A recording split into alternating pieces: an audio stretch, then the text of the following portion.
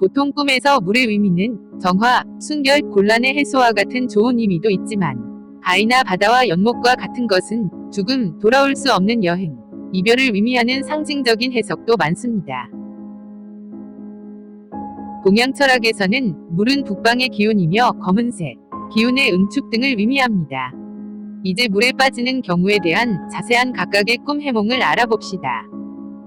큰 파도나 폭풍, 해일 등을 만나서 물에 휩싸이듯 빠지는 경우, 비바람이 몰아치고 요란한 파도나 해일 등이 꿈에 보이면서 큰 물결에 자신이 휩쓸리는 꿈의 경우 길몽이 많습니다.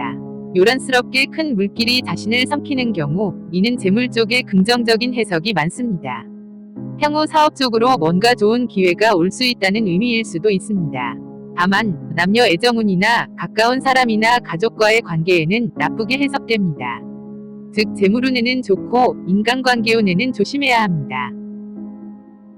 연못, 강과 같은 비교적 잔잔하지만 깊은 물에 빠지는 경우 별로 좋지 못한 꿈입니다. 건강과 관련되어 좋지 않습니다. 혹은 나쁜 사고나 주변인과의 헤어짐과 연관이 됩니다. 크고 깊은 연못, 강과 같은 물은 죽음, 이별, 건강손해 등과 연관이 됩니다. 한동안 조심하셔야 합니다. 내가 스스로 물에 뛰어드는 경우, 내가 꿈속에서 스스로 물에 뛰어드는 것은 좋게 해석됩니다. 이 경우 물을 중점으로 해몽하지 않고 뛰어든다는 나의 꿈속 주체적 행동이 중점이 되는데 무엇인가로부터의 해방, 도망, 어려운 것으로부터의 벗어남 등으로 해석되어 나쁘지 않게 해몽됩니다.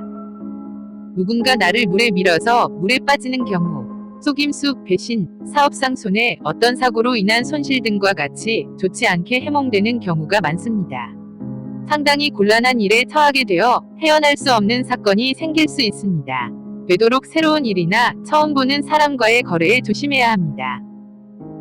물에 빠져서 죽을 뻔했는데 가까스로 벗어난 경우 전화위복의 기운입니다. 무엇인가 큰 걱정거리나 풀리지 않는 곤란한 일이 의외의 일로 해결되고 실마리가 찾아진다는 꿈해몽입니다. 위기에서 벗어났으면 더 이상 나서지 말고 몸과 마음을 추스려셔야 합니다. 내가 물에 빠진 누군가를 구해주는 꿈. 이 꿈은 좋은 의미의 길몽, 나쁜 의미의 흉몽 두 가지 뜻이 있습니다. 길몽으로는 새로운 인연 혹은 앞으로 길게 함께하게 될 어떠한 일과 같은 것을 의미합니다. 나쁜 의미로는 만나지 말았어야 할 악연이나 도움을 주고도 오히려 욕먹을 일이 생길 수도 있습니다. 이러한 꿈을 꾼다면 도움을 줄 상대방이 그 정도 가치가 있는 사람인지 세심히 관찰하고 도와주셔야 할 것 같습니다.